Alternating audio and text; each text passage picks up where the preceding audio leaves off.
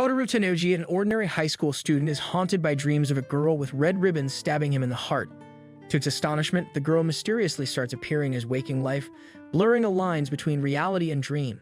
At the suggestion of his friend Kotori Kambi, Kotaru seeks the aid of the enigmatic school witch, a rumored mystical figure and the president of the Occult Research Society. Leaving a desperate note at the club room, Kotaru hopes to unravel the enigma surrounding the red ribbon girl. In a twist of fate, Kotaru stumbles upon a mysterious questionnaire that piques his curiosity, leading him further down a path of unknown consequences. As the clock strikes midnight, a cryptic text message from the witch sets in motion a series of extraordinary events. Kotaru finds himself trapped in an alternate dimension, where he encounters two peculiar, very small and flying plant-like creatures, Pani and Gil, who guide him through the perilous realm. However, their actions awaken a colossal monster as they step into its lair, triggering a climactic battle between the red-ribboned girl and the creature. The dimension shatters and Kotaru plummets through a vast chasm, only to emerge back in his familiar school surroundings. The witch then tells him to come to the Occult Research Society club room, where she welcomes him into her mystical room. The mysterious witch, Akane Senri, reveals her true identity as a third-year student to whom Kotaru tells everything about what he saw on the way to her room. She offers him 3 protective shikigami in exchange for joining the Occult Research Society. However, Akane remains doubtful of Kotaru's paranormal experiences and challenges him to prove the existence of such phenomena, and in return, she will let him grope her opai. After getting the shikigamis, Kotaru meets Tomoko, a shikigami who promises to keep him safe against all enemies.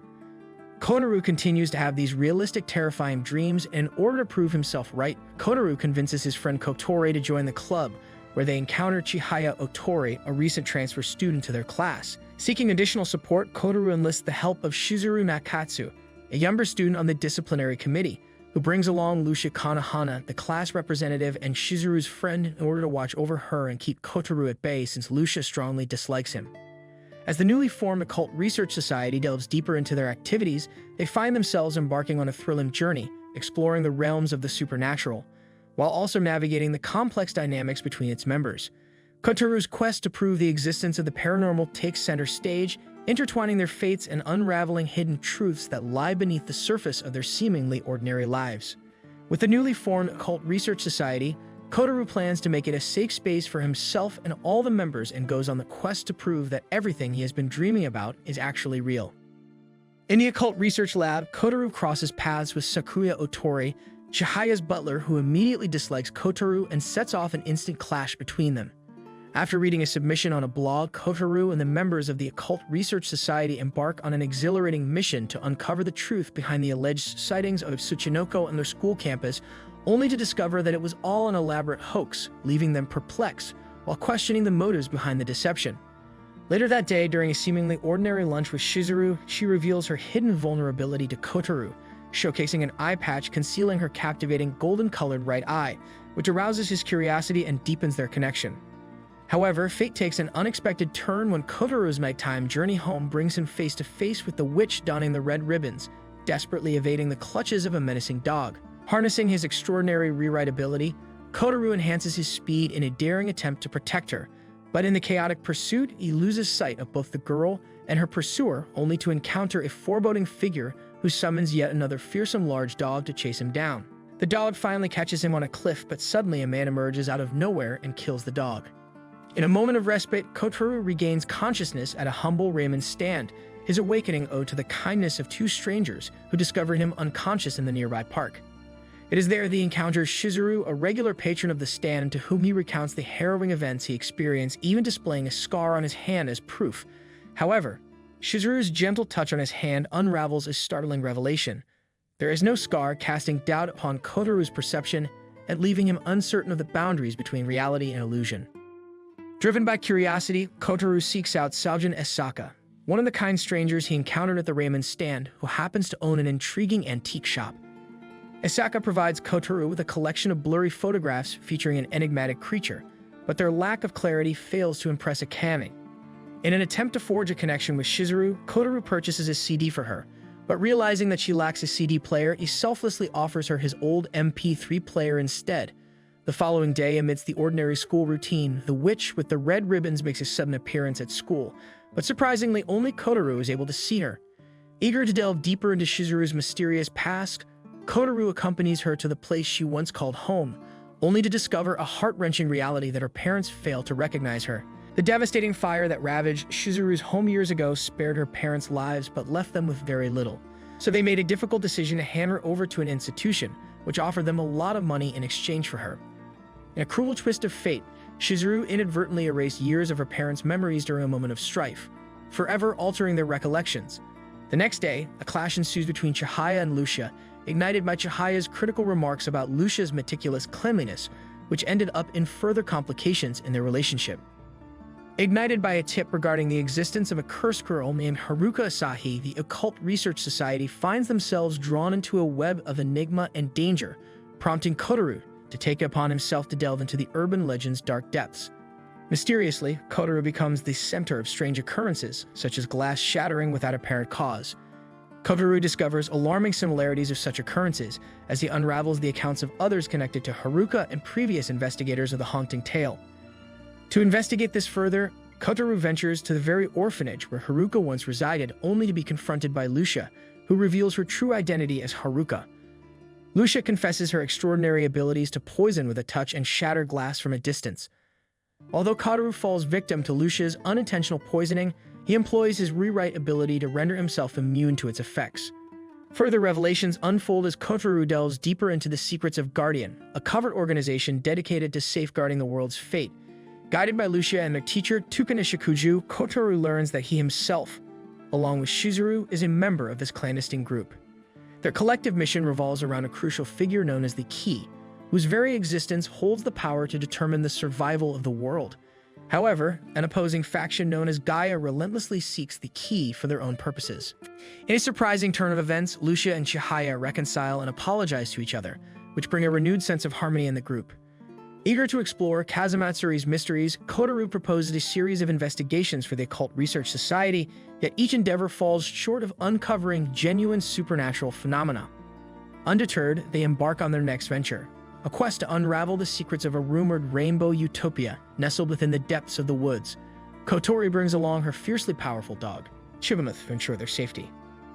As they venture deeper into the woods, they come across a section of the river polluted by a sickly, rainbow-hued sludge whose toxic presence inflicts death and birth defects upon innocent creatures. After seeing such a bizarre sight, the club members move further to find the cause of the rainbow-hued sludge. However, Kotaru's path intertwines once again with a girl adorned with red ribbons. Driven by curiosity, he pursues her through the undergrowth, only to be struck by a series of intense and disorienting visions involving himself and the mysterious girl. Finding him disoriented and on all fours, his companions rush to his aid, yet the enigmatic girl has vanished. That night, Akane engages Kotaru in a conversation about humanity's detrimental impact on the environment, suggesting that eradicating mankind would be the simplest solution. The following morning, Inu from the newspaper club contacts Kotaru, revealing her intentions to investigate the rainbow-infested swamp. Days pass and disturbing news reaches Kotaru by a fellow student who informs him that Inu has been missing since that fateful day. Due to Inu's disappearance, the Occult Research Society is forced to halt its activities in order to find their friend and clear the members' names since they were the ones Inu met before disappearing. Kotaru then suggests embarking on a search mission where they go and look for her in the forest. During the search, Kotaru becomes separated from the girls and finds himself pursued by 3 fearsome dog-like creatures. After getting caught by one of them, Kotaru uses his rewrite ability to make sharp claws come out of his hand and uses them to kill one of the dogs while scaring off the remaining 2. Guided by Lucia's voice, Kotaru locates her while Shizuru engages in a fierce battle against dinosaur-like creatures that Shizuru explains are being controlled by Gaia. Kotaru then sets off to find and regroup with his companions. He eventually manages to get back to them, but their reunion is interrupted by the appearance of a colossal flying creature, which impales Kotaru's arm with a menacing tendril. Realizing the danger, Kotaru urges the girls to escape while facing the creature alone. Suddenly, the girl with the red ribbons emerges and swiftly eliminates the creature, but when she attempts to approach Kotaru, Kotori arrives and orders the mysterious girl to leave and escorts the wounded Kotaru back to the group. Startling revelations follow as it is revealed that Akane and Chihaya are members of Gaia when Sakuya intervenes and swiftly takes them away. Kotaru passes out, and the following day his attempts to reach any of the girls prove futile, leaving him in a state of worry and uncertainty. It's been 3 days, but Kotaru is still unable to contact the other members of the Occult Research Society. It is revealed in school that Inu, who was found 5 days ago, now suffers from amnesia. Suddenly, Shizuru shows up in front of Kotoru at school and bids farewell to him without saying anything else. Later that day, the witch with red ribbons shows up at Kotoru's house and introduces herself as Kagari, but reveals to have amnesia and seeks his help to find herself. Kotoru later runs into Inu, who gives him a memory card containing pictures of strange creatures and hooded figures. Suddenly, he receives a text from Kotori, but lies and hides her current location with tree-like beings in the forest. Meanwhile, Gaia continues their search for the key while Akane prepares to become their saint. Guardian members, including Shizuru and Lucia, battle against monsters in both forest and city, while the mysteries surrounding Kazamatsuri and the key deepen, leaving their fate uncertain. Kagari convinces Kotoru to accompany her on a search for her true identity in the city, but they are being followed by Arata from Guardian, Kotori's faithful dog Chibimuth, and Pani and Gil at Sakuya's request. Kotoru realizes that they are being followed and runs into an alleyway where he comes across Yoshino, who tells them the best path out of the alleyways. By chance, he encounters Lucia, who advises him to forget about her and lead a normal life. Later, Kotoru encounters the summoner from before, but Chibimuth shows up and attacks the summoner and allows Kotoru to escape with Kagari. They finally return home to find it torn apart and soon discover that Pani and Gil are responsible for the mess. Soon after, Kotori calls Kotoru and instructs him to take Kagari and follow Chibimuth into the woods. Inside a secluded section, Kotori reveals her identity as a druid and the source of her powers, which is mistletoe imbued with the memories of an ancient druid. As a druid, Kotori's duty is to safeguard Kagari, known as the Key, a figure of immense importance sought by both Guardian and Gaia. Meanwhile, both organizations prepare for a climactic clash during the upcoming Harvest Festa. On the other hand, Pani and Gil disclose Kotori's hidden base to Sakuya. Following Akane's command to keep a close watch on Kotoru, Sakuya breaches the barrier shielding Kotori's hidden base and reveals himself as their butler. Kotoru then requests Sakuya to train him, and surprisingly, he takes on the responsibility. Sakuya starts training him while being well aware of the consequences of Kotoru's powers, as they could potentially strip him of his humanity if overused. Due to the increase in the number of people residing in the hidden base, their supplies ran out too quickly, so they venture out into the vibrant Harvest Festa to restock their supplies. After completing their shopping, Sakuya takes them to meet Akane, who pledges her unwavering support within the confines of Gaia and promises to assist them in their journey. Simultaneously, Guardian unearths reports detailing Kotori's recent appearances within the enigmatic depths of the forest, which incites a resolute yearning within Shizuru to aid both Kotori and Kotoru. As she leaves to assist them, Lucia intervenes and decides to go in place of Shizuru. Lucia encounters 3 Gaia enemies and manages to defeat 2 of them. However, she becomes entangled in a dangerous duel with a remaining adversary, Maido, a formidable fighter who can summon a powerful fire creature called Fogo. After defeating him and thinking the fight is over, Lucia is overcome by an explosive attack caused by Maido and is sent spiraling through the air and gets impaled by a spear while plummeting into a treacherous chasm between 2 mountains. At the same time, Akane urges Chihaya to break away from Gaia and join Sakuya on a new path. Akane entrusts Chihaya with a heartfelt letter meant for Kotoru, carrying undisclosed secrets and deep emotions waiting to be revealed. During Chihaya's search for Kotori's hidden base, she stumbles upon the injured and unconscious Lucia. That is when Kotoru and Kotori arrive, and together they bring Lucia back to the secret base for treatment. With the assistance of Kagari, Kotori successfully heals Lucia's wounds. Lucia decides to remain at the base while she recovers and confesses that she cannot bring herself to harm Kagari after she just saved her life. Meanwhile, Akane's behavior starts to show the influence of Sakura Kashima, the mother of Akane's Senri, who was on the brink of death. She makes a deal with Midu, where she offers Gaia's ultimate monster, the Earth Dragon, in exchange for his protection of the key.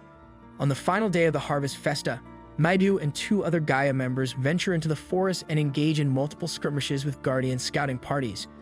Guardian deduces that the key must be involved and decides to dispatch combat troops toward Kotori's secret base in the forest. Meanwhile, at Gaia's headquarters, a choir group initiates the ominous chant of the Song of Destruction as they prepare to clash with their opposition.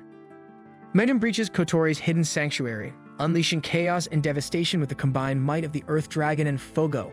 The base is razed to the ground, but Kotori employs her deceased parents, resurrected as familiars, to divert Maido's attention to allow her companions to escape into the forest. Despite their efforts, Midu catches up to Kotoru and starts attacking them, but Kotoru shields Kagari against his attacks until eventually Esaka and other members of Guardian arrive. However, when they identify Kagari as the key and attempt to eliminate her, Midu steps in to defend them, allowing Kotoru and Kagari to flee before his own life force is totally consumed. Due to exhaustion, Kotoru collapses and suddenly, Shizuru shows up and seeks refuge in a parallel realm, the City of Stone created by Gaia that contains all of Gaia's monsters. Meanwhile, Sakura presides over a haunting choir while resonating with the Song of Destruction and explains to Akane why she harbors the sinister intent to bring about humanity's demise. Sakura then triggers a summoning in Kotoru, and his companions are summoned back to Kazamatsuri alongside a colossal tree. This opens the portal for relentless monsters to enter Kazamatsuri from the parallel realm and cause havoc in the city while making it a battle for survival. The Song of Destruction unleashes worldwide havoc, with monsters and natural disasters causing destruction and genocide everywhere. Kotoru carries Kagari to the rooftop of a building where Isaka shows up and confronts Kotoru in a fierce battle. However, Kotoru ends up overusing his rewrite ability and ends up exhausted and unable to fight any longer. Suddenly, Shizuru intervenes on her motorcycle, propelling herself and Isaka off a building where they continue to fight. Kotoru's excessive use of his powers leads to the gradual erosion of his humanity. Kotori reveals that she discovered Kotoru wounded in the forest when Kagari first appeared, where she begged Kagari to save his life and embedded one of her ribbons within him. However, the burden of the power becomes too great for Kotoru, so Kagari removes the ribbon, leading to Pani and Gil sacrificing themselves for Kotoru. Meanwhile, Akane assumes the mantle of the new saint as Sakura dies, holding the end of the world in her hands. She causes the Song of Destruction to resound once more, which triggers Kotoru and Kagari to transform into a tree-like entity and get engulfed by the colossal tree. In that moment, Kagari proposes that he end her life to save humanity, as she is the source for the eradication of humanity, but Kotoru's heart cannot bear such an act. Kagari's salvation causes humanity to vanish in radiant illumination, and the tree eventually envelops both Kotoru and Kagari. If you like what you saw, consider subscribing to the channel and stay tuned for more quality uploads.